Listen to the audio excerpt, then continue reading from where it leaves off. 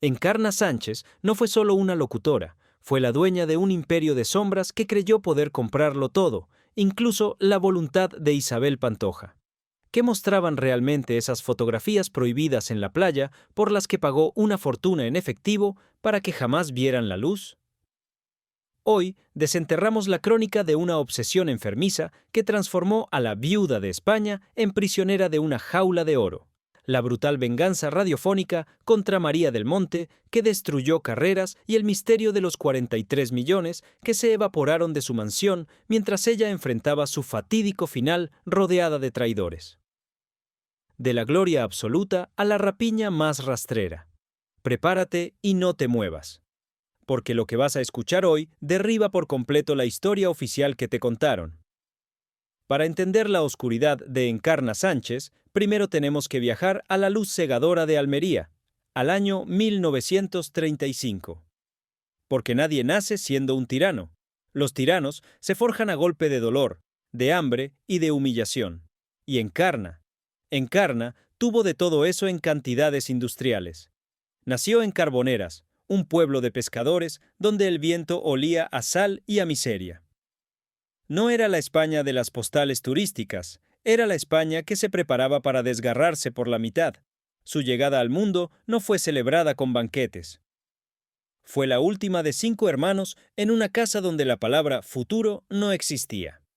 Pero el verdadero golpe, el evento que marcaría su ADN para siempre, ocurrió cuando apenas tenía 4 años. El final de la Guerra Civil trajo consigo una sombra alargada sobre su familia.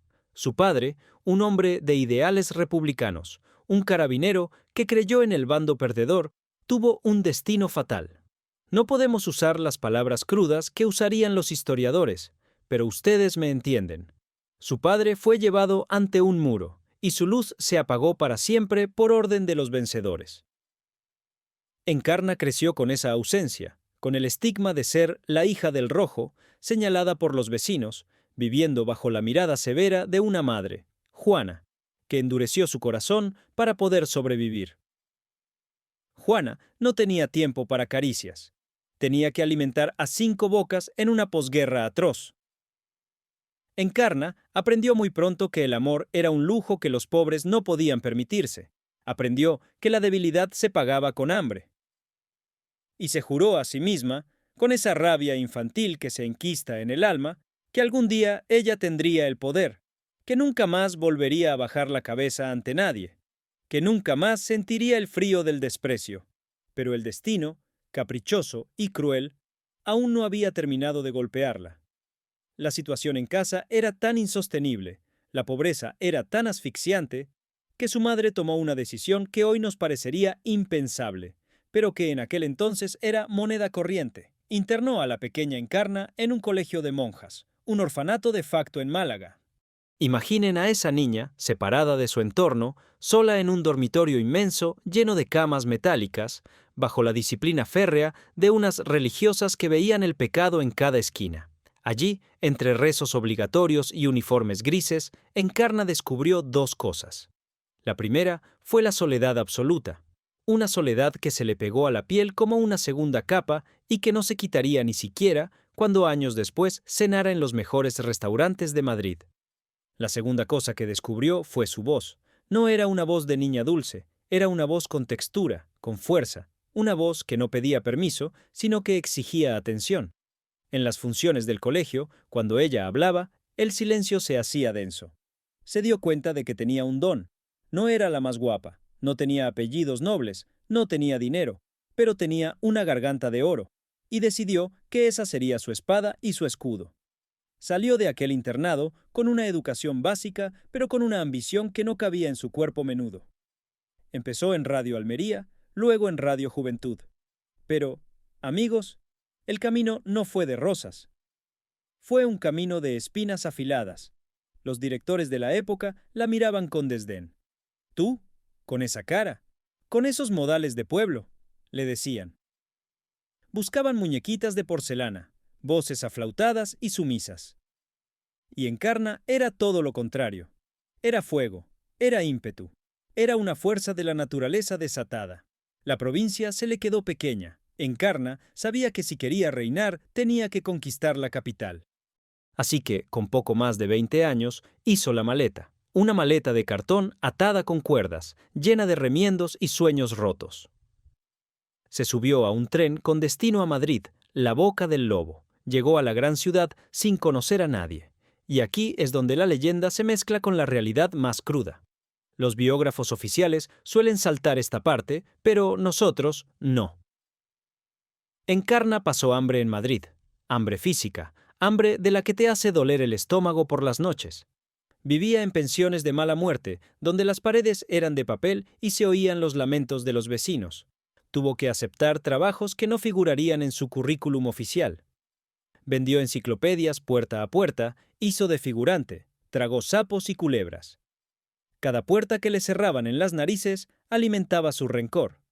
Cada no era gasolina para su motor interno. Se cuenta que en aquellos años oscuros, mientras caminaba por la Gran Vía, viendo los carteles luminosos de las estrellas de la época, murmuraba para sí misma: «Algún día todos vosotros vendréis a pedirme favores. Algún día seré yo quien decida quién entra y quién sale». Pero Madrid, en los años 60, era un coto cerrado, y Encarna, con su estilo agresivo y su falta de padrinos, molestaba. Molestaba mucho.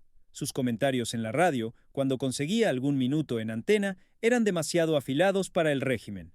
No se callaba. Y eso, en aquella España de silencio obligado, era peligroso.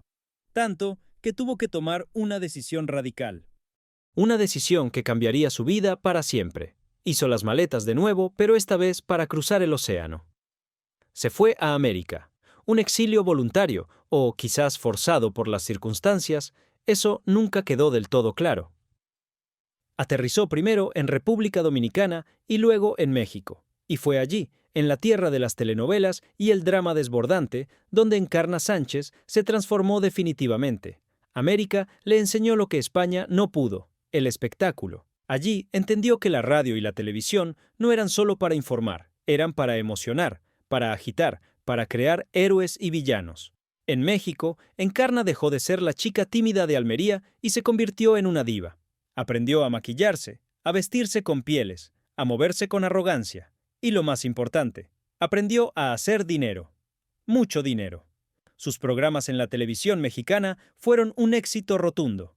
Pero aquí empiezan las sombras más densas de su biografía. Se rumorea, y digo se rumorea porque los papeles oficiales desaparecieron misteriosamente, que sus amistades en México llegaban hasta las esferas más altas y peligrosas del poder. Se hablaba de relaciones cercanas con políticos corruptos, con empresarios de dudosa reputación. Encarna se movía en fiestas donde el champán corría a ríos y donde se cerraban tratos que no podían ver la luz del día. Allí amasó su primera gran fortuna. Ya no era la niña pobre. Ahora tenía joyas, tenía chofer, tenía servidumbre. Pero también tenía algo nuevo en su mirada, una frialdad calculadora. Había descubierto que todo, absolutamente todo, tenía un precio. Y ella, por fin, tenía la cartera llena para pagarlo. Sin embargo, a pesar del éxito, del sol caribeño y del lujo, Encarna miraba hacia el otro lado del Atlántico. Su obsesión no era México. Su obsesión era volver a España.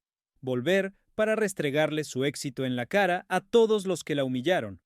Volver para ser la reina en su propia tierra. Y esperó el momento perfecto. El momento llegó en 1978. Franco había partido de este mundo hacía poco. España estaba en plena transición. Era un país efervescente, confuso, ávido de nuevas voces. Y ahí, como una depredadora que huele la sangre, apareció Encarna Sánchez. Regresó a Madrid, pero ya no llegó en tren con una maleta de cartón. Llegó en primera clase, con abrigos de bisón y una actitud de emperatriz. Consiguió un hueco en la franja nocturna de la radio, un horario que todos consideraban menor, un horario para perdedores. Nadie escucha la radio a esa hora, le dijeron los directivos. Pobres ilusos, no sabían con quién estaban tratando. Encarna se sentó frente al micrófono de Radio Miramar primero, y luego de la COPE, y obró el milagro. No hizo un programa de política sesuda ni de cultura elevada. hizo algo mucho más inteligente y maquiavélico. Le habló directamente a la soledad. Le habló a la señora que estaba en la cocina, friendo empanadillas mientras su marido veía el fútbol sin dirigirle la palabra. Le habló a la viuda que tejía en el salón. Le habló al camionero que cruzaba la meseta de noche. Usó un lenguaje directo, populista, a veces vulgar, pero tremendamente efectivo. Creó la mesa camilla, y España entera cayó rendida a sus pies. Pero no se equivoquen, no era solo carisma, era poder. Encarna empezó a darse cuenta de que su micrófono era un arma de destrucción masiva. Un comentario suyo podía hacer que una obra de teatro fracasara. Una crítica suya podía hundir la carrera de un cantante. Y los políticos, ¡ay, los políticos! Empezaron a temerla. Porque Encarna no tenía filtros. Si un ministro no le gustaba, lo destrozaba en directo sin piedad. Y así, la niña de Carboneras se convirtió en la mujer más influyente de la comunicación en España. Su despacho en la cadena COPE se transformó en un búnker, un lugar donde se peregrinaba para pedir favores, para pedir perdón o para pedir clemencia. El dinero entraba a raudales, comisiones publicitarias millonarias, regalos de empresarios que buscaban su protección. Pero había una paradoja cruel en todo esto. Mientras millones de personas la escuchaban cada noche, mientras su cuenta bancaria no paraba de crecer. Encarna Sánchez cenaba sola. Imaginen la escena. Un piso de lujo en La Moraleja, decorado con un gusto recargado, lleno de antigüedades y obras de arte. El servicio doméstico se retiraba. Y allí quedaba ella, la mujer que hacía temblar al gobierno, sentada en un sofá inmenso, rodeada de silencio. Tenía pánico a la soledad, pero al mismo tiempo era incapaz de confiar en nadie. Veía traidores en todas partes. Pensaba que todos se acercaban a ella por su dinero o por su influencia. Y, triste y cínicamente, tenía razón en la mayoría de los casos. Sus miedos se convirtieron en paranoias. Dormía con una pistola bajo la almohada, dicen las malas lenguas, o al menos con medidas de seguridad extremas. Tenía miedo a que le robaran, miedo a envejecer, miedo a perder su voz, pero su mayor miedo, el terror que la paralizaba, era que descubrieran su verdadera naturaleza. Porque Encarna, bajo esa fachada de mujer dura, conservadora y defensora de la familia tradicional, escondía un corazón que latía por lo prohibido.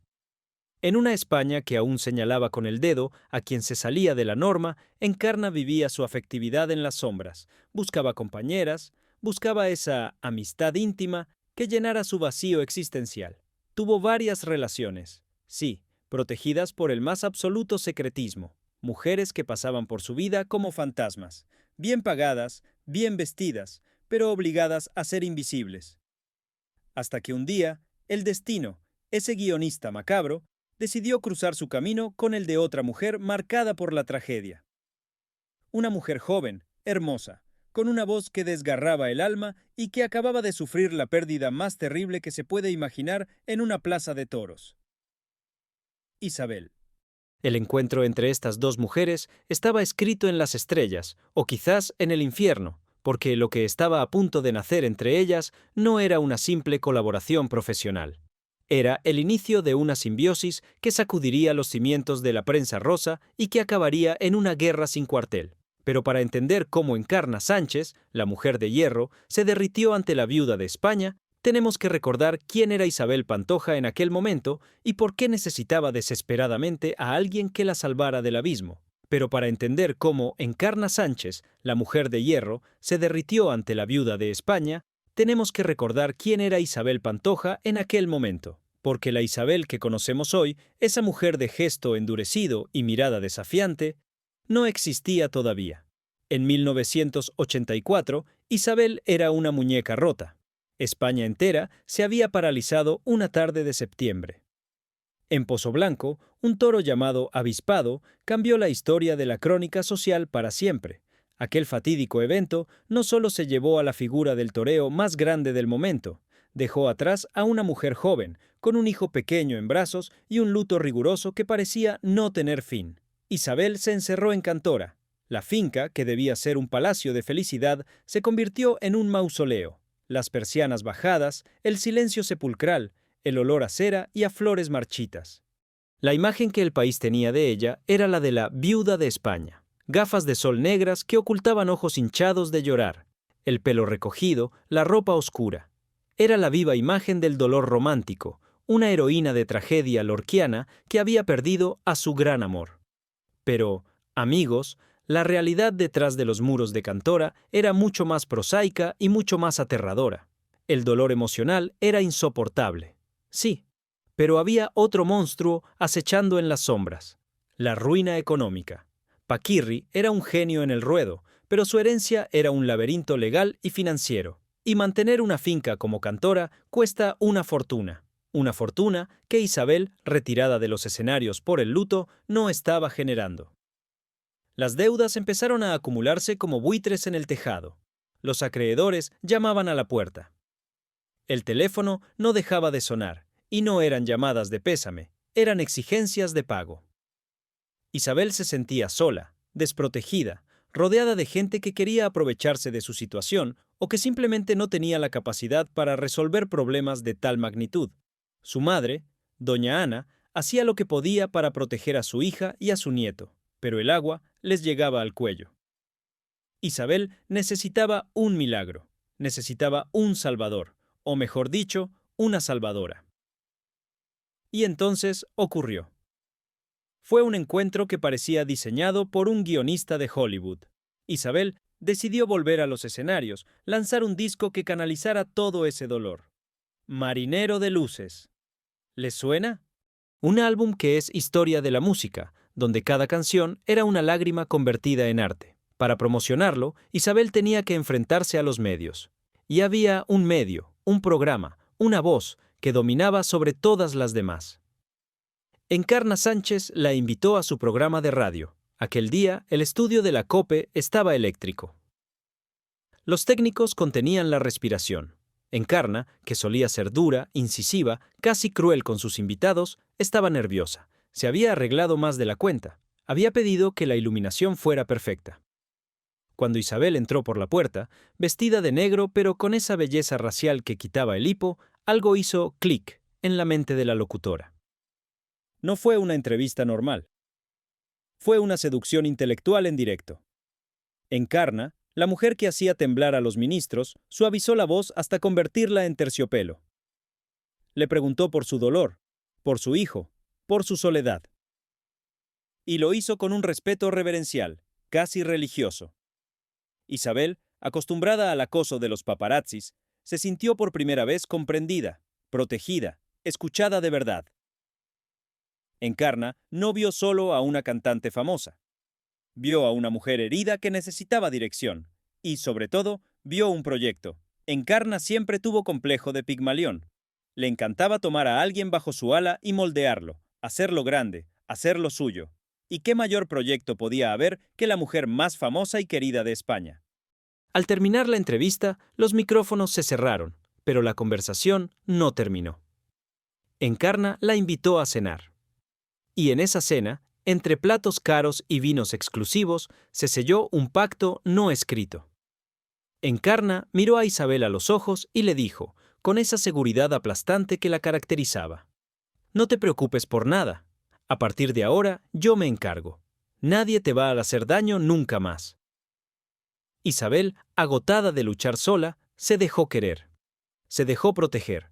No sabía que esa protección venía con un precio que tardaría años en descubrir. La entrada de Encarna Sánchez en el universo de los Pantoja fue como la entrada de un general en una ciudad conquistada. No pidió permiso. Simplemente ocupó el espacio. Y lo hizo con la herramienta más poderosa que tenía: su influencia y su chequera. Empezó a visitar Cantora con frecuencia. Al principio, el círculo cercano de Isabel la miraba con recelo. ¿Qué hacía esa periodista de radio, conocida por su mal carácter, metida en la cocina de la finca? Pero Encarna sabía cómo ganarse a la gente.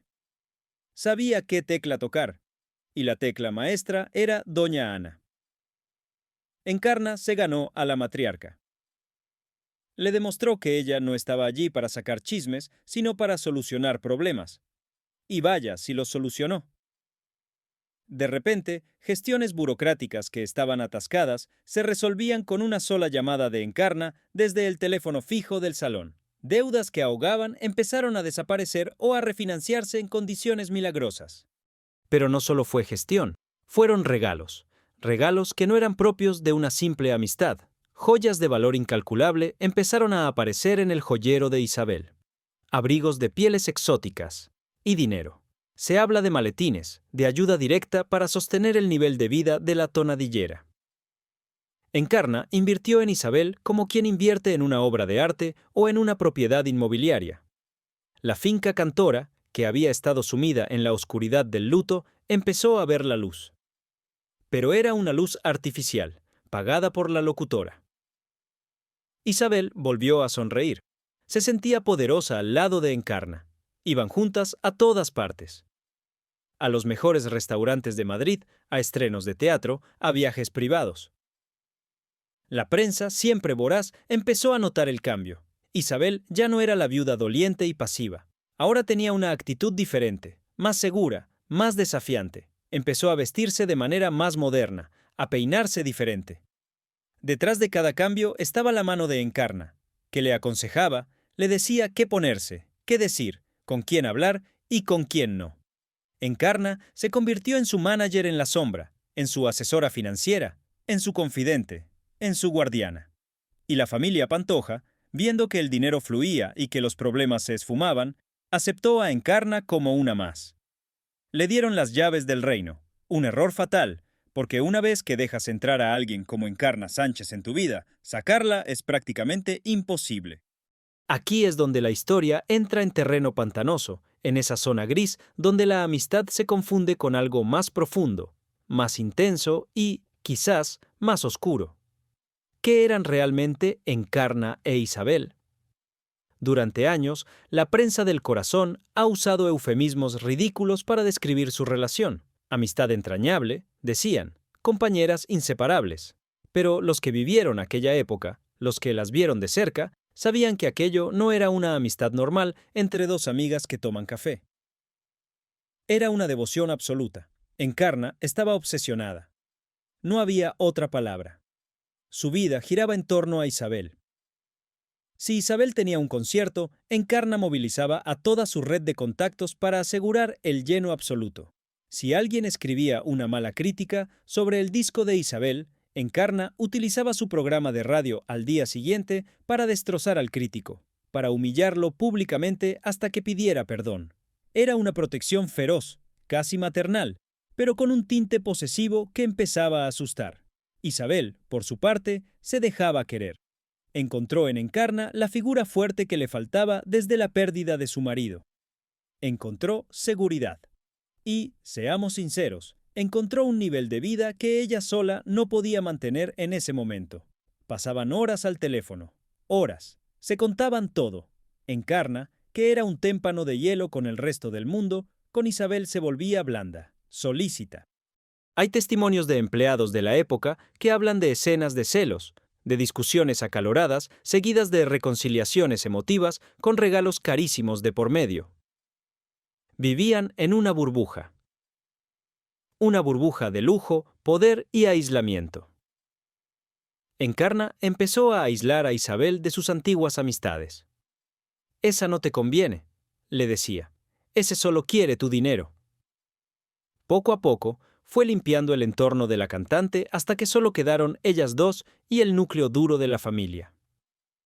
Isabel, quizás sin darse cuenta, o quizás prefiriendo no verlo, había entrado en una jaula de oro. Una jaula preciosa, forrada de terciopelo, donde no le faltaba de nada, pero donde la llave la tenía Encarna Sánchez en su bolsillo. Y Encarna no tenía ninguna intención de abrir la puerta.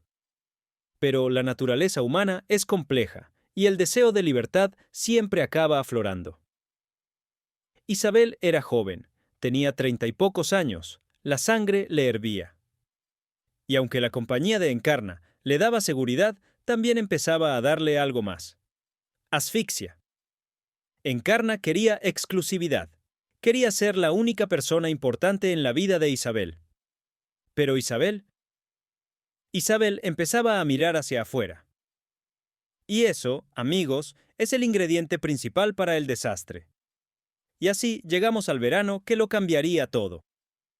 El verano donde la amistad blindada mostró su primera grieta, una grieta por la que se colaría la luz de un flash y el escándalo de una nación.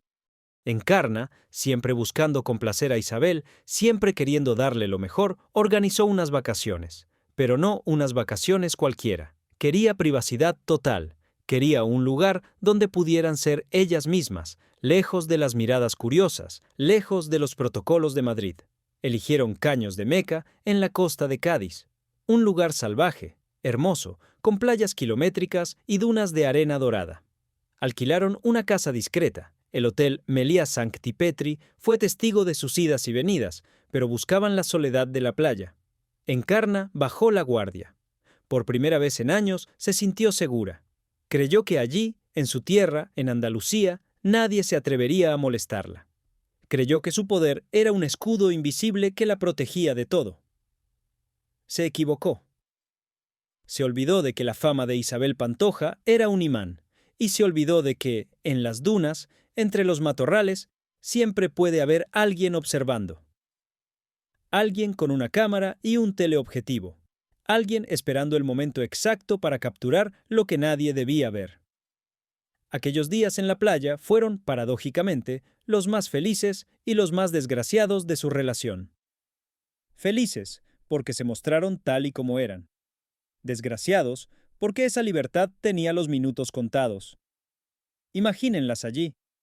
El sol cayendo, la brisa marina, las risas, y un fotógrafo conteniendo la respiración, sabiendo que tenía en su cámara una bomba de relojería, un material que podía valer millones o costarle la carrera. Lo que ese fotógrafo captó no eran dos amigas charlando sobre recetas de cocina. Eran gestos, eran caricias. Era una intimidad que rompía todos los esquemas de la época. Encarna no sabía que, mientras ella disfrutaba del sol, se estaba gestando la tormenta perfecta. Una tormenta que la obligaría a usar todo su poder, todo su dinero y toda su maldad para intentar detener lo inevitable. Pero eso, queridos espectadores, es una historia que merece ser contada con detalle, porque lo que pasó con esas fotos no fue solo una anécdota de verano, fue una operación de Estado. Fue el momento en que Encarna Sánchez decidió que, si la realidad no le gustaba, la compraría para destruirla. Prepárense, porque en el próximo bloque vamos a entrar en la sala de máquinas de la censura. Vamos a descubrir cómo se movieron los hilos, cuánto costó el silencio y cómo, a pesar de todo el esfuerzo, el secreto terminó siendo un grito a voces. El verano en el sur de España tiene una luz especial, una luz que lo inunda todo y que no deja lugar para las sombras. Pero paradójicamente, fue bajo esa luz cegadora de Cádiz donde se gestó la oscuridad más profunda en la vida de Encarna Sánchez. Estamos en 1995. Caños de Meca. Un paraíso hippie, libre, salvaje. Un lugar donde el tiempo parece detenerse. Isabel y Encarna llegaron allí buscando precisamente eso. Detener el tiempo. Buscaban un paréntesis en sus vidas frenéticas. Isabel quería descansar de los escenarios y de la presión de ser la viuda de España. Encarna quería descansar de su propia armadura, de ese personaje de Dama de Hierro, que interpretaba cada noche ante el micrófono. Se alojaron, dicen las crónicas de la época, que susurran lo que no se podía escribir, cerca del hotel Meliá Sancti Petri. Pero sus momentos de verdadera libertad ocurrían en la arena. Bajaban a la playa confiadas, demasiado confiadas. Encarna, que siempre miraba por encima del hombro, que siempre escaneaba cada habitación en busca de amenazas, bajó la guardia. El rumor del mar, el viento de levante y la compañía de Isabel la adormecieron. Y ahí, en ese estado de relajación imprudente, ocurrió. No estaban haciendo nada malo a los ojos de la ley, por supuesto, pero a los ojos de la moral estricta de aquella España y, sobre todo, a los ojos de la imagen pública que ambas habían construido con tanto esmero, lo que estaba ocurriendo en esa toalla era dinamita pura. Hubo gestos, hubo una cercanía física que traspasaba la barrera de la simple amistad. Se aplicaban crema solar con una delicadeza sospechosa. Se miraban con una intensidad que no necesita palabras. Se reían con esa complicidad de quienes comparten un secreto que el resto del mundo ignora. En un momento dado, se dice que hubo un abrazo, un gesto de consuelo o de cariño inmenso que las fundió en una sola silueta frente al mar. Lo que ellas no sabían, lo que Encarna en su arrogancia no pudo prever, es que a unos cientos de metros, camuflado entre las dunas, soportando el calor asfixiante y la arena en los ojos, había un hombre, un profesional de la imagen, un cazador de instantes. Su nombre no importa tanto como lo que tenía en sus manos, una cámara con un teleobjetivo capaz de captar el alma a distancia. Ese fotógrafo sabía lo que estaba viendo, sabía que no eran fotos de vacaciones normales, sabía que tenía entre las manos la exclusiva de la década, el gordo de la lotería. Cada clic de su cámara era el sonido de una caja registradora abriéndose. Capturó la secuencia completa, capturó la ternura, capturó la risa, capturó la vulnerabilidad de la mujer más temida de la radio. Cuando el carrete se terminó, el fotógrafo se retiró reptando como un soldado en territorio enemigo. Sabía que si los guardaespaldas de Encarna lo descubrían, no solo perdería la cámara, podría perder mucho más. Escapó con el tesoro en el bolsillo, directo a revelar lo que haría temblar los cimientos del papel cuché. La noticia corrió como la pólvora en las redacciones de Madrid antes incluso de que las fotos se revelaran. Hay fotos.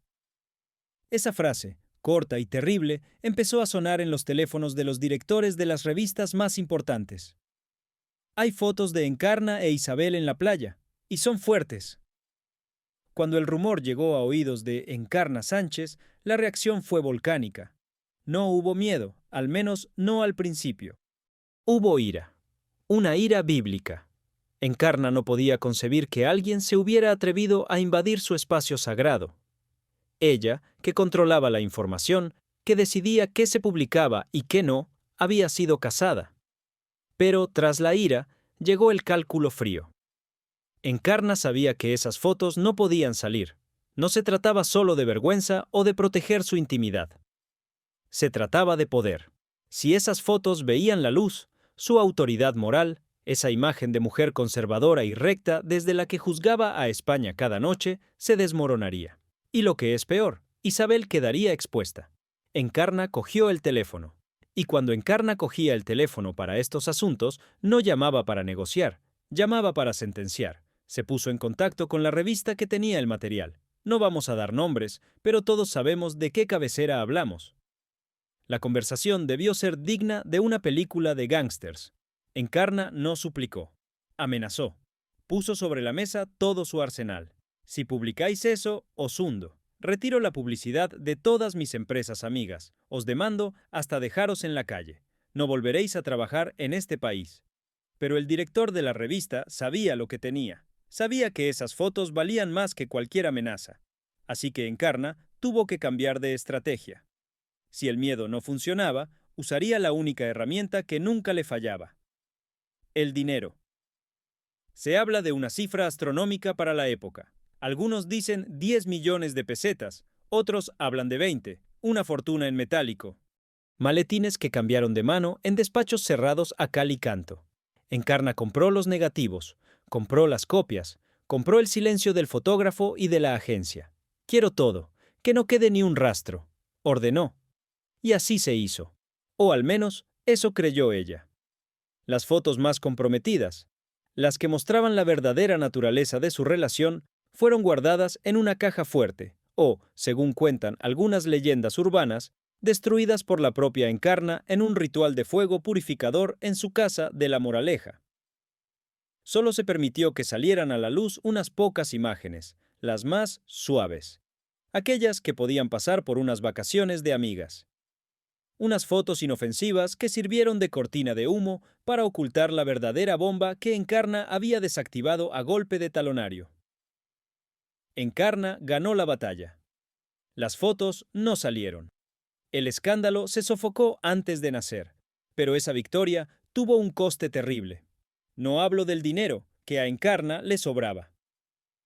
Hablo del coste emocional. A partir de ese momento, la paranoia de Encarna se disparó. Se dio cuenta de que era vulnerable. Se dio cuenta de que el mundo estaba en su contra y de que todos querían derribarla. Y su reacción fue encerrarse aún más. Convirtió su vida y la de Isabel en un búnker. La jaula de oro se cerró herméticamente. Encarna prohibió a Isabel tener contacto con periodistas que no fueran de su estricta confianza, es decir, casi ninguno. Controlaba sus llamadas. Decidía quién entraba en Cantora y quién no. Empezó a ver enemigos en la propia familia de Isabel. Tu hermano no te conviene. Esa amiga tuya es una filtradora. Isabel Pantoja, que al principio había agradecido la protección de Encarna, empezó a sentir el frío del metal de los barrotes. La gratitud se fue transformando en asfixia. Encarna ya no era solo su amiga y protectora. Se estaba convirtiendo en su carcelera. Una carcelera que la cubría de joyas y la llevaba a los mejores restaurantes, sí, pero que no la dejaba respirar. La locutora quería posesión total. Celos profesionales y personales se mezclaban en un cóctel explosivo. Si Isabel recibía una oferta para una entrevista en televisión, Encarna se ponía lívida. ¿Para qué vas a ir ahí? ¿Te van a engañar? Quédate conmigo, yo te cuido mejor. Quería que Isabel brillara. Sí, pero solo bajo su luz. No soportaba que Isabel tuviera vida propia fuera de su control. Y en medio de esa presión asfixiante, Isabel empezó a cambiar. La viuda dócil empezó a despertar. Se dio cuenta de que el precio que estaba pagando por la salvación financiera de Cantora era su propia libertad. Encarna, en su ceguera de poder, no vio las señales. Creía que con dinero y miedo podía retener a cualquiera. No entendió que a un pájaro, por muy dorada que sea la jaula, si le dejas la puerta abierta 1 milímetro, volará. Y la puerta se abrió de la manera más inesperada. Mientras Encarna apretaba las tuercas, creyendo que tenía todo atado y bien atado, el destino le preparaba una jugada maestra. Una jugada irónica. Porque la amenaza para su reinado no vendría de un hombre poderoso, ni de un periodista de investigación, ni de un juez. La amenaza vendría de otra mujer. Una mujer que era todo lo contrario a Encarna. Donde Encarna era oscuridad, esta mujer era luz. Donde Encarna era seriedad y amenaza, esta mujer era risa y fiesta. Donde Encarna era Madrid y despachos cerrados, esta mujer era Sevilla, feria y alegría. Su nombre era María del Monte, y su aparición en la vida de Isabel Pantoja fue como abrir una ventana en una habitación que llevaba años cerrada. Entró aire fresco. Y ese aire fresco fue el veneno que mataría la relación con Encarna Sánchez. Pero, amigos, la transición no fue sencilla. No fue un simple cambio de amigas. Fue una guerra. Una guerra de guerrillas emocionales donde Encarna, al verse desplazada, sacó lo peor de sí misma. ¿Cómo conoció Isabel a María? ¿Qué vio en ella que Encarna no podía darle? Y, lo más importante, ¿cómo reaccionó la bestia cuando se dio cuenta de que su presa se le escapaba entre los dedos para irse a reír con otra? Prepárense, porque si creían que el escándalo de las fotos fue fuerte, lo que viene ahora es la crónica de una venganza. Una venganza servida fría, a través de las ondas de radio, ante millones de oyentes que no entendían por qué su locutora favorita destilaba tanto odio hacia la que había sido su mejor amiga. Entramos en la etapa de la traición. Y créanme, no hay furia en el infierno comparable a la de una mujer poderosa despechada. Si Encarna Sánchez era la noche cerrada de Madrid, llena de intrigas y sombras de despacho, María del Monte era el mediodía radiante de Sevilla en plena feria. No podían ser más opuestas, y quizás por eso, cuando Isabel Pantoja se cruzó con ella, el choque fue inevitable. Corría el año 1995 y María estaba en la cresta de la ola. Su disco, Cántame, sonaba en todas las casetas, en todos los coches, en todas las casas. Era la reina indiscutible de las sevillanas, una mujer con una risa contagiosa, campechana, sin dobleces, que disfrutaba de la vida con una sencillez que a Isabel, encerrada en su jaula de oro y luto, le resultaba fascinante. Se conocieron en un ambiente distendido, lejos de la rigidez de los estudios de la COPE. Dicen que fue en una fiesta privada, o quizás en un evento benéfico en Sevilla. Lo cierto es que hubo conexión inmediata. Isabel, Acostumbrada a la intensidad dramática de Encarna, de repente se vio riendo a carcajadas con los chistes de María. Se vio cantando, bailando, siendo simplemente una mujer joven que quería divertirse. María le ofreció algo que Encarna, con todos sus millones y su poder, jamás podría darle: ligereza. Con María no había que hablar de estrategias para hundir a enemigos, no había que analizar cada palabra por miedo a que se malinterpretara. Con María se comía pescadito frito con las manos, se jugaba a las cartas hasta las tantas y se vivía el presente sin miedo al mañana. Para Isabel, asfixiada por la protección obsesiva de la locutora, María fue un salvavidas de corcho en medio de un océano de plomo. Empezaron a verse más. Las llamadas telefónicas ya no eran monólogos densos de Encarna sobre conspiraciones políticas. Eran charlas interminables con María sobre anécdotas graciosas, sobre música, sobre la vida cotidiana. Poco a poco, Isabel empezó a escaparse de la órbita de Encarna. «Tengo que ir a Sevilla a ver a mi madre», decía. Pero en realidad, muchas veces esas visitas incluían largas tardes con María del Monte. Tardes de sol, de guitarra y de libertad. Encarna Sánchez, que tenía un radar para la traición más sensible que un sismógrafo, empezó a notar el cambio. Las llamadas a Cantora ya no se contestaban al primer tono. Isabel estaba ocupada, descansando o fuera. Las excusas eran vagas, y cuando lograba hablar con ella, notaba en su voz un matiz diferente. Una alegría que ella no había provocado. Los celos de Encarna no eran normales, eran patológicos. Eran los celos de quien cree poseer a otra persona como se posee un objeto de colección. No podía soportar la idea de que su creación, su protegida, la mujer en la que había invertido tanto dinero y emoción, pudiera ser feliz sin ella, y mucho menos que pudiera ser feliz con otra. Empezó a investigar, y lo que descubrió le heló la sangre. Isabel no estaba sola en Sevilla. Isabel estaba con esa, así llamaba a María del Monte, nunca por su nombre, siempre con desprecio. Esa folclórica de segunda, esa que canta sevillanas para turistas. El desprecio de Encarna hacia María era clasista y cruel. Consideraba a María inferior intelectual y socialmente.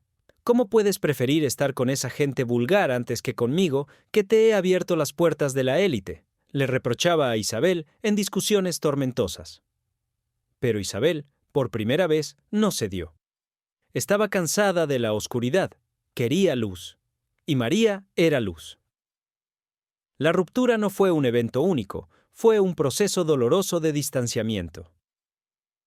Isabel dejó de acudir a las cenas en La Moraleja, dejó de pedir consejo a Encarna para cada paso que daba, y el golpe final, la humillación suprema para la locutora, llegó de la mano de, una vez más, las revistas del corazón. Si las fotos de Caños de Meca fueron un secreto guardado bajo 7 llaves, las fotos que aparecieron poco después fueron un grito de guerra. Revista 10 minutos. Portada a todo color. Isabel Pantoja y María del Monte en la playa. Pero esta vez no había tensión, no había miradas furtivas. Había juegos. Se las veía en el agua, salpicándose, riendo como dos adolescentes, ajenas al mundo. Isabel llevaba el pelo suelto, mojado, y una sonrisa que hacía años que no se le veía. Para Encarna, ver esa portada en el kiosco fue como recibir una bofetada con la mano abierta. No solo porque Isabel estaba con otra, sino porque estaba feliz. Y esa felicidad pública era la prueba palpable de su fracaso. Todo su dinero, toda su influencia, no habían servido para retenerla. La reacción de Encarna en su despacho de la COPE fue terrorífica. Cuentan que arrojó la revista contra la pared con tal fuerza que las hojas se soltaron. Gritó, maldijo. Y en ese momento, el amor obsesivo que sentía por Isabel se transmutó en algo mucho más peligroso: odio puro. Si Isabel no iba a ser suya, no sería de nadie. Y si María del Monte había osado robarle a su protegida, pagaría el precio más alto posible: su carrera. Encarna decidió que no iba a gastar ni una peseta más en ocultar nada. Al contrario, ahora quería que todo el mundo supiera que Isabel la había traicionado, pero no lo diría directamente. Usaría su arma más letal, el micrófono. Esa misma tarde, millones de españoles sintonizaron la radio esperando el editorial de Encarna, y lo que escucharon fue una ejecución pública. Encarna no mencionó nombres. No hacía falta. Su audiencia, entrenada en leer entre líneas, sabía perfectamente de quién hablaba. Con una voz gélida, cargada de veneno, empezó a lanzar insinuaciones. Habló de la ingratitud. Habló de personas que muerden la mano que les da de comer. Habló de amistades peligrosas y de malas influencias. Se refirió a María del Monte como esa persona. La deshumanizó, la convirtió en un ente maligno que había corrompido a la inocente viuda. Empezó a atacar su música, su estilo, su físico. Hay gente que se cree artista y no llega ni a bufón, decía. Pero el ataque no se quedó en la radio. Encarna movió sus hilos en la industria. De repente, a María del Monte se le empezaron a cerrar puertas. Programas de televisión donde era habitual dejaron de llamarla. Contratos de galas en ayuntamientos gobernados por amigos de Encarna se cancelaron misteriosamente. Fue un veto en toda regla. Un asedio mediático. Y contra Isabel, la estrategia fue diferente. Fue el silencio castigador mezclado con pullas directas. Encarna dejó de poner sus canciones. Dejó de hablar de sus éxitos. Y cuando la mencionaba, era para resaltar algún fallo, algún error de vestuario, alguna declaración desafortunada. La frase, dientes, dientes, que es lo que les jode, que Isabel Pantoja pronunciaría años después caminando del brazo de Julián Muñoz, tiene su germen aquí. Fue en esta época cuando Isabel aprendió a sonreír falsamente ante las cámaras, mientras por dentro la devoraba la ansiedad. Sabía que Encarna la estaba vigilando. Sabía que cada paso que daba con María era analizado y criticado en el programa de mayor audiencia de la tarde. La presión era insoportable. Los paparazzis, alentados por las insinuaciones de Encarna, se volvieron más agresivos. Buscaban la foto que confirmara lo que la locutora sugería veladamente. Acosaban a Isabel y a María día y noche. Cantora volvió a ser una fortaleza, pero esta vez no para protegerse de la tristeza, sino para protegerse de la ira de Encarna. Isabel tuvo que elegir, y eligió a María. Eligió la alegría, aunque eso significara ganarse a la enemiga más poderosa de España. Pero Encarna no era una mujer que supiera perder. La venganza se convirtió en su motor vital. Se obsesionó con destruir esa nueva amistad, y en su furia empezó a cometer errores. Empezó a hablar más de la cuenta con gente que no debía. Empezó a dejar ver su dolor disfrazado de rabia. Y mientras ella planeaba su siguiente ataque, mientras revisaba dosieres y buscaba trapos sucios de María del Monte para sacarlos al aire, algo dentro de ella empezó a fallar. No era su mente, que seguía siendo afilada como un bisturí. Era su cuerpo. Esa voz, esa herramienta prodigiosa con la que había construido un imperio y con la que ahora intentaba destruir a Isabel, empezó a quebrarse. Una ronquera persistente, una tos seca que no se iba con jarabes, un cansancio que le pesaba en los huesos. Encarna, tan preocupada por controlar a los demás, había descuidado lo único que realmente le pertenecía: su salud. El estrés, las noches sin dormir maquinando venganzas, el tabaco que consumía compulsivamente. Todo le estaba pasando factura. La sombra en su salud apareció, un diagnóstico que nadie quiere escuchar. Y de repente, la guerra contra Isabel y María pasó a un segundo plano, aunque el rencor seguía intacto. Encarna se enfrentaba ahora a un enemigo que no podía sobornar, ni amenazar, ni destruir con un editorial de radio. Se enfrentaba a su propio final. Pero incluso en la antesala del final, la figura de Isabel seguía presente. ¿Llamaría para preguntar cómo estaba? ¿Iría a visitarla al hospital? ¿Habría un último acto de reconciliación o el orgullo de ambas sellaría el silencio para siempre? Lo que ocurrió en esos últimos meses de vida de Encarna Sánchez es digno de una novela gótica. Soledad, robos, traiciones de su propio servicio y una ausencia, la de Isabel, que dolía más que la propia enfermedad. Prepárense, porque entramos en el acto final. El ocaso de la bestia. El momento en que la mujer más poderosa de España se vio reducida a una paciente más, sola en una habitación de lujo, mientras sus leales empezaban a rapiñar lo que quedaba de su imperio. Dicen que el poder es el mejor afrodisíaco, pero también es el peor anestésico. Te hace creer que eres inmortal. Te hace creer que las reglas de la biología no se aplican a ti. Encarna Sánchez vivió convencida de que su voluntad de hierro podía doblegar cualquier cosa, directivos, políticos, audiencias, e incluso a su propio cuerpo. Pero a principios de 1996, la realidad llamó a su puerta, y no llamó con suavidad. Empezó con una molestia, una simple carraspera. Será el aire acondicionado, decía. Será el tabaco, se excusaba, encendiendo otro cigarrillo con esa ansiedad nerviosa que la consumía. Pero la carraspera se convirtió en una tos seca, persistente, dolorosa. Y luego, la voz. Esa voz de trueno, esa herramienta con la que había construido un imperio y destruido reputaciones, empezó a fallar. Se volvía quebradiza, metálica.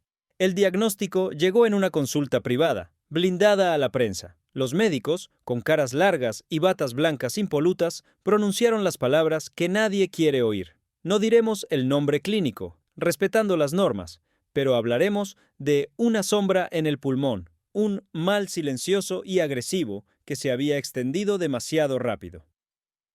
La reacción de Encarna no fue el miedo, fue la negación. Esto no puede pasarme a mí, no ahora. Tengo demasiadas cosas que hacer, tengo demasiados enemigos que destruir. Intentó seguir trabajando. Se ponía pañuelos de seda al cuello para ocultar la inflamación. Se maquillaba con más intensidad para tapar la palidez cadavérica que empezaba a asomar bajo su piel.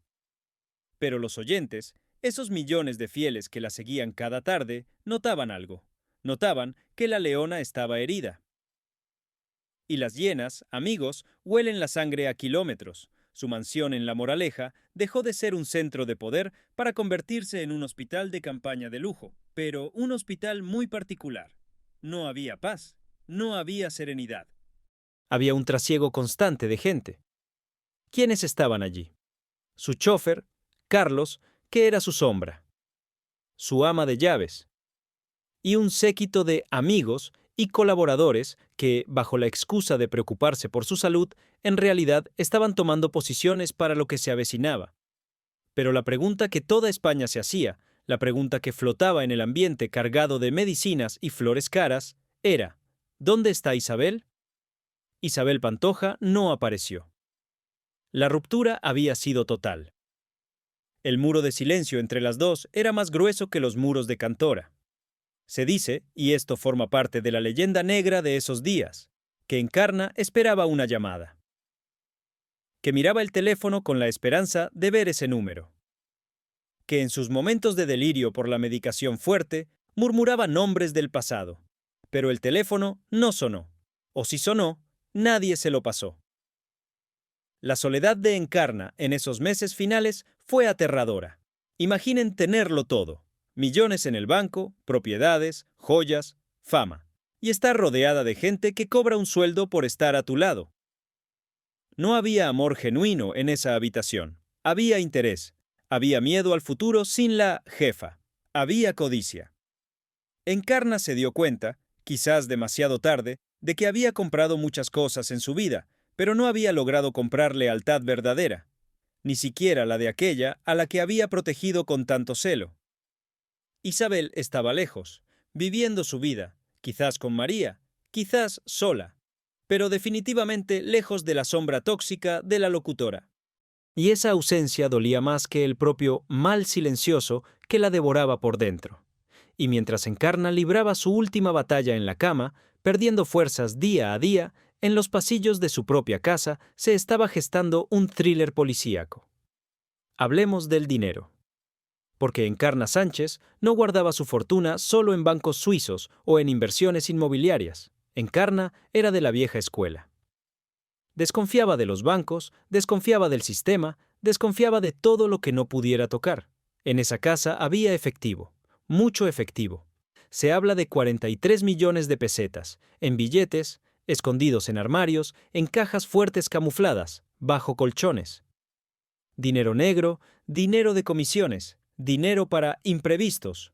Y no solo dinero, joyas, esmeraldas colombianas, diamantes de pureza excepcional, relojes de oro macizo, regalos que se había hecho a sí misma o que había recibido de poderosos admiradores.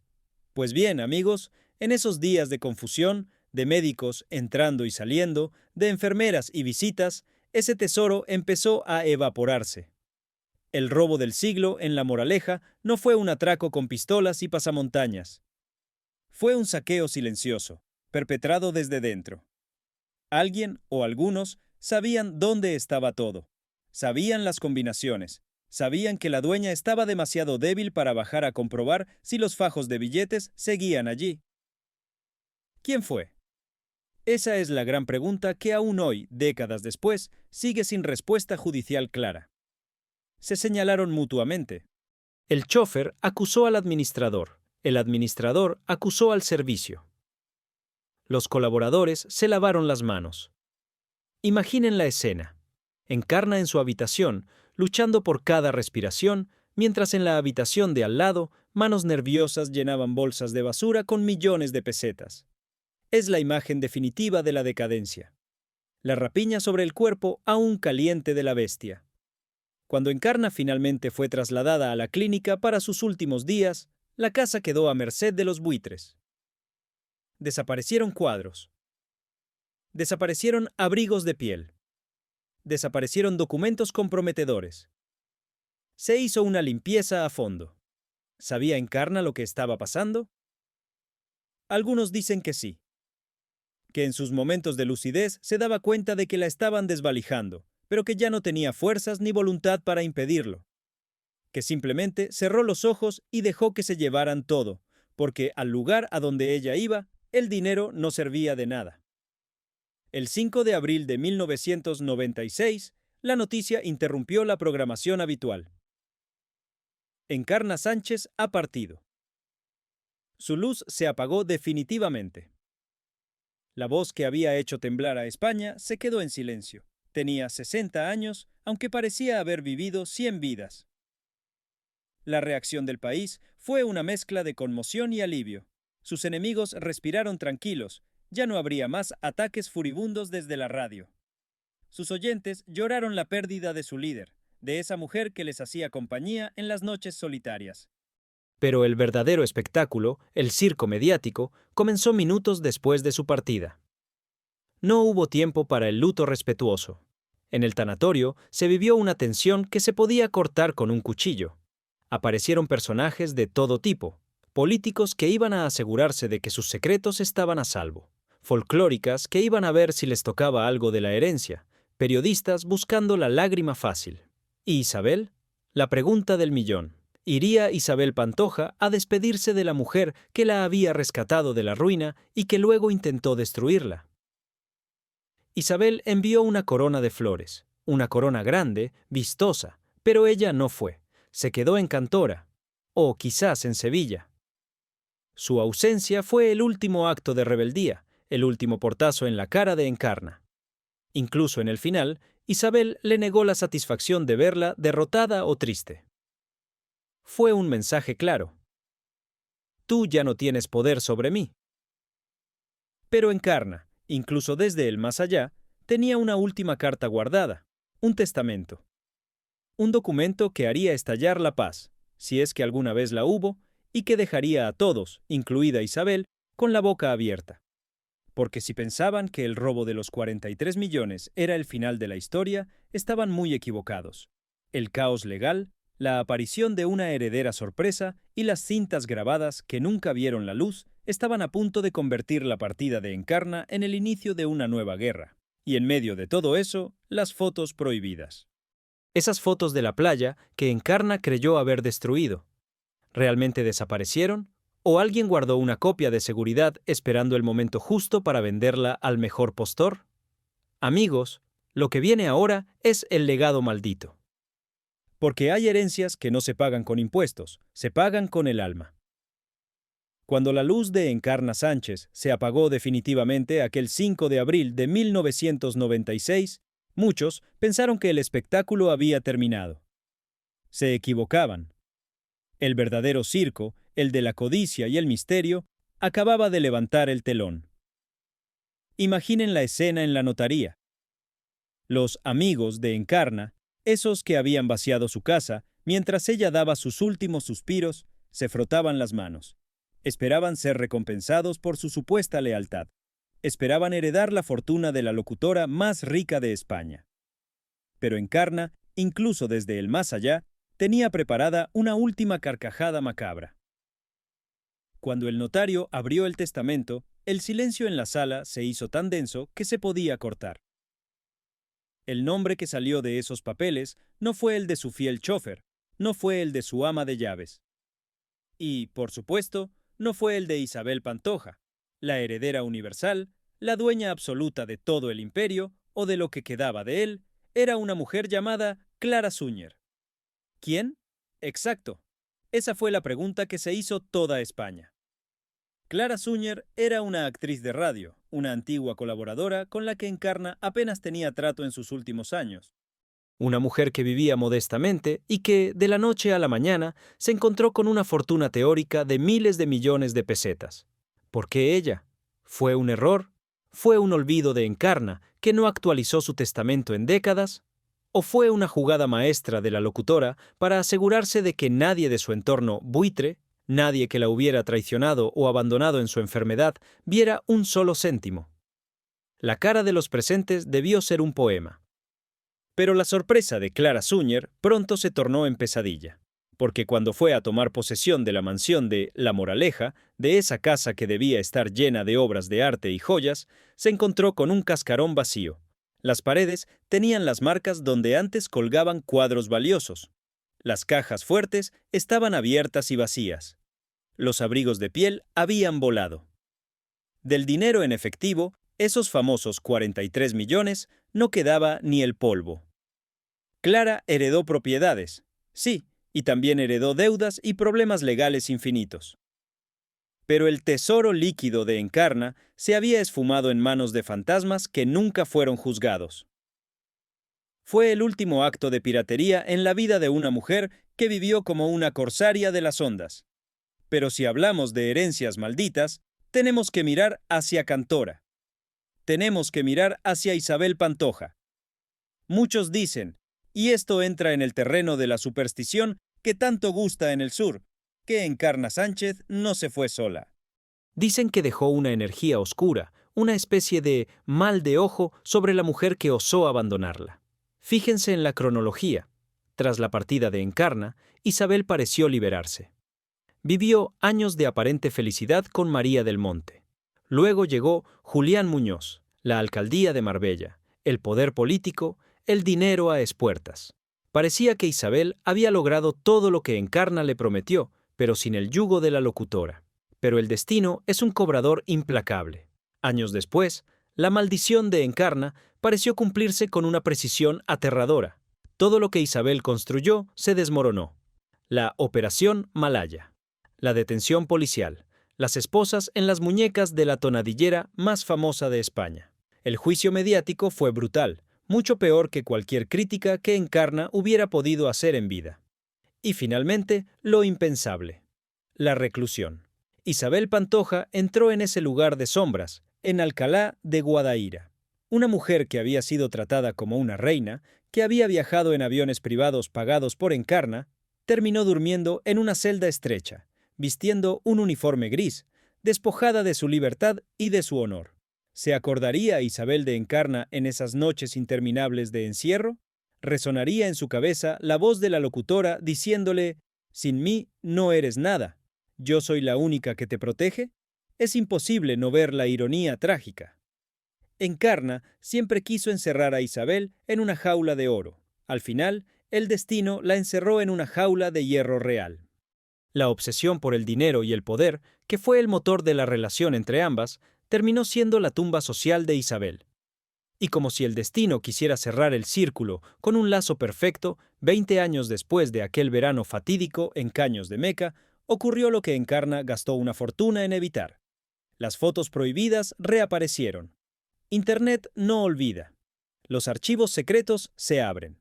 De repente, las imágenes de Isabel y Encarna en la playa, jugando, abrazadas, felices, estaban en todas partes, en portadas digitales, en programas de televisión, en redes sociales. Pero lo curioso, amigos, es que ya no causaron escándalo. España había cambiado. Lo que en 1995 era motivo de vergüenza y ocultación, en 2015 era visto con naturalidad, incluso con ternura. La gente no vio obscenidad. Vio a dos mujeres que se quisieron, a su manera torcida y complicada. Vio historia de España. El esfuerzo titánico de Encarna por borrar esas imágenes, los millones pagados, las amenazas lanzadas, todo fue inútil. El tiempo puso todo en su lugar. Esas fotos hoy son la prueba de que, bajo la coraza de la Dama de Hierro, había un ser humano que buscaba desesperadamente ser amado, aunque no supiera cómo pedirlo sin usar la chequera. Pero queda una última incógnita, un último misterio que Encarna se llevó a la tumba y que todavía hoy quita el sueño a mucha gente poderosa. ¿Qué sabía realmente Encarna Sánchez? Se dice que en su despacho de la COPE y en su casa de La Moraleja, Encarna tenía un sistema de grabación digno del servicio secreto. Grababa todo: conversaciones con ministros, confesiones de empresarios, llamadas íntimas con celebridades. Encarna usaba la información como moneda de cambio. Si tú me atacas, yo saco la cinta. Ese era su seguro de vida. ¿Dónde están esas cintas? Cuando saquearon su casa, ¿se llevaron también los secretos de Estado? ¿Hay alguien hoy en día que guarda en un cajón grabaciones que podrían hacer caer gobiernos o destruir reputaciones intocables? La leyenda dice que ese material existe.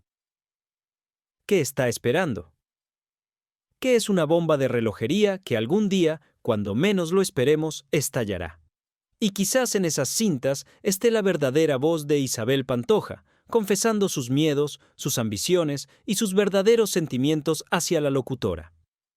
Una confesión que nunca escucharemos, pero que podemos imaginar. Al final de este viaje por las cloacas del poder y la fama, nos queda una pregunta flotando en el aire. ¿Fue amor? ¿Amaba Encarna a Isabel? Probablemente sí, con la fuerza de un huracán devastador. Pero era un amor enfermo, un amor que no buscaba la felicidad del otro, sino la posesión. Encarna amaba a Isabel como un coleccionista ama su pieza más valiosa. Quiere que brille, pero solo dentro de su vitrina. ¿Y amaba Isabel a Encarna? Esa respuesta es más difícil. Isabel encontró en Encarna un padre, una madre, un banco y un ejército. Encontró seguridad en el momento más vulnerable de su vida. Pero el amor, el verdadero amor, no puede florecer bajo la sombra del miedo y la deuda. La historia de Encarna Sánchez e Isabel Pantoja es la historia de dos soledades que chocaron. Una soledad nacida de la pobreza y el rencor y otra soledad nacida de la viudez y la fama.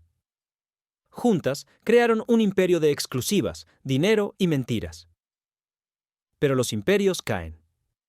Las fortunas se gastan o se roban. La belleza se marchita. Hoy, Encarna es un recuerdo, un mito de la radio que las nuevas generaciones apenas conocen. ¿E Isabel? Isabel sigue ahí, sobreviviendo, cantando coplas que hablan de amores trágicos, arrastrando la leyenda de ser la mujer que sobrevivió a la bestia. Si Encarna levantara la cabeza hoy, si pudiera ver desde el otro lado cómo terminó todo, ¿qué diría? Probablemente encendería un cigarrillo, miraría a la cámara con esa media sonrisa cínica que la caracterizaba y diría: «Os lo advertí. En este mundo de lobos, o comes o te comen». Y a ella se la comieron por no hacerme caso. Gracias por acompañarnos en esta inmersión en la historia oculta de España. A veces, la realidad supera a la ficción, y el silencio, amigos míos, siempre termina hablando a gritos. Buenas noches y buena suerte.